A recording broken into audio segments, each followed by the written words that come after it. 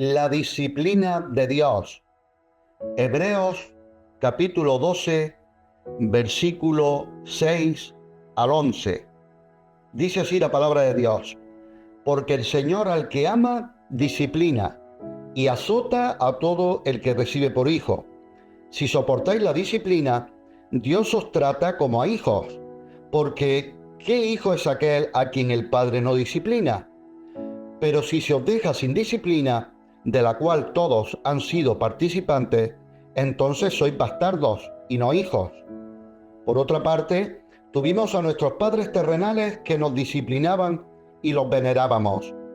¿Por qué no obedeceremos mucho mejor al Padre de los Espíritus y viviremos? Y aquellos ciertamente por pocos días nos disciplinaban como a ellos les parecía, pero para lo que nos es provechoso, para que participemos de su santidad. Es verdad que ninguna disciplina al presente parece ser causa de gozo, sino de tristeza, pero después da fruto apacible de justicia a los que en ella han sido ejercitados. ¿Qué es la disciplina? Se entiende por disciplina, del latín discipulus, discípulo, estudiante. Se refiere a una manera coordinada, ordenada y sistemática de hacer las cosas, de acuerdo a un método o código o alguna consideración del modo correcto de hacer las cosas. Vamos a ver tres aspectos de la disciplina de Dios. Primero, la disciplina correctiva. Salmo 94, 12. Bienaventurado el hombre a quien tú, Yahvé, corriges y en tu ley lo instruyes. Los enemigos quebrantaban al pueblo de Dios, pero Dios, mediante ese quebranto, corrige a su pueblo como un padre al hijo que tanto ama. Apocalipsis 3, 19. Yo reprendo y castigo a todos los que amo. Sé pues celoso y arrepiéntete. Este amor no es cruel en la educación, corrección o castigo, sino severo para el bien del educado. Dios nos ama demasiado como para permitirnos permanecer en nuestro pecado. Mateo 7, 11. Pues si vosotros, siendo malos, sabéis dar buenas dádivas a vuestros hijos, ¿cuánto más vuestro Padre, que está en los cielos, dará buenas cosas a los que le pidan? Cuando llega el sufrimiento a nuestras vidas, es sabio examinarnos y arrepentirnos de cualquier pecado del que seamos conscientes. En Santiago 5, 16 dice: confesad vuestras ofensas unos a otros y orad unos por otros para que seáis sanados. La oración eficaz del justo puede mucho.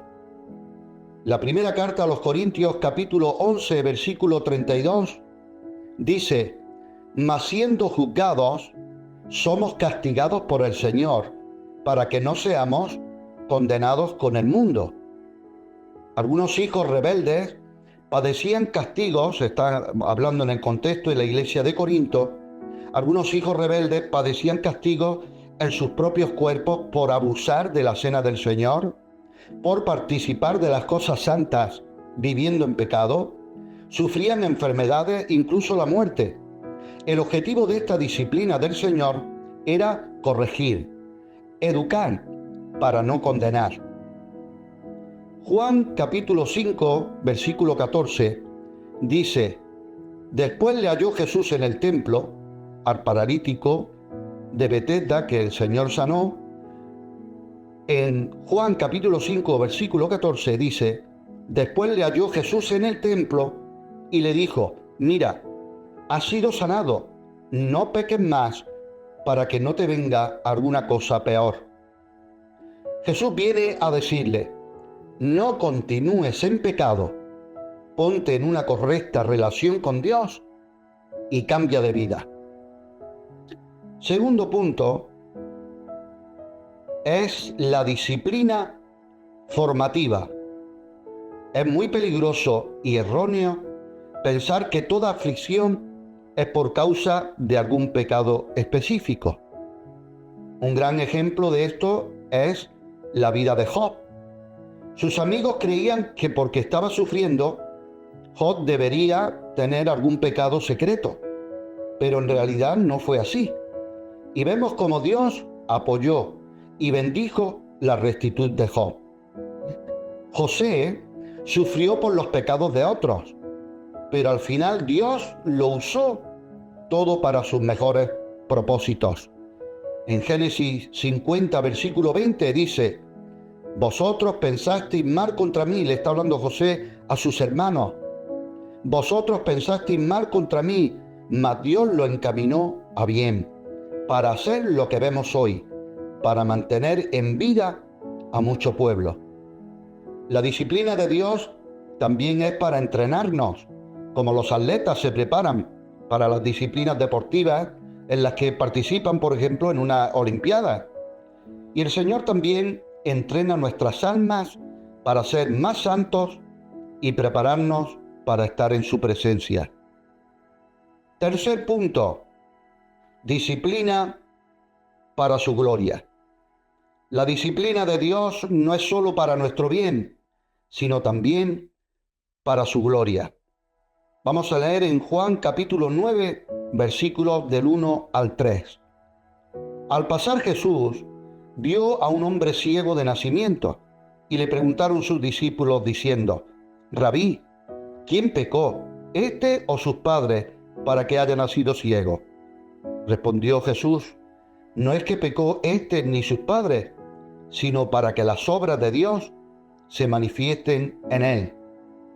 Los discípulos hicieron una pregunta indiscreta, falta de misericordia, innecesariamente curiosa. En vez de pedir a su maestro que lo sanase, ya daban por hecho que si este hombre estaba ciego de nacimiento era por causa de algún pecado. Los hombres somos muy inclinados a inquirir acerca de los pecados ajenos, más bien que acerca de los nuestros. Quizás pensaron lo que dice en la ley de Deuteronomio capítulo 5, versículos del 8 al 10. Dice: no harás para ti escultura, ni imagen alguna de cosa que está arriba en los cielos, ni abajo en la tierra, ni en las aguas debajo de la tierra. No te inclinarás a ellas ni las servirás, porque yo soy Yahvé tu Dios, fuerte, celoso, que visito la maldad de los padres sobre los hijos hasta la tercera y cuarta generación de los que me aborrecen, y hago misericordia a millares, a los que me aman y guardan mis mandamientos. Seguramente sus discípulos pensarían que aquí habría algún tipo de maldición generacional, o que los padres pecaron, o que este hombre pecó y que por eso era ciego de nacimiento.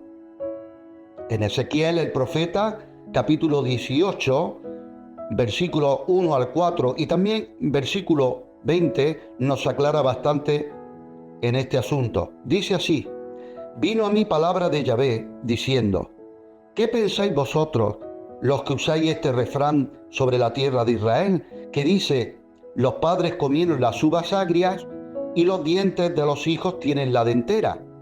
Vivo yo, dice Yahvé el Señor, que nunca más tendréis por qué usar este refrán en Israel. He aquí que todas las almas son mías, como el alma del Padre, así el alma del Hijo es mía. El alma que pecare, esa morirá. El alma que pecare, esa morirá. El Hijo no llevará el pecado del Padre, ni el Padre llevará el pecado del Hijo. La justicia del justo será sobre él, y la impiedad del impío será sobre él.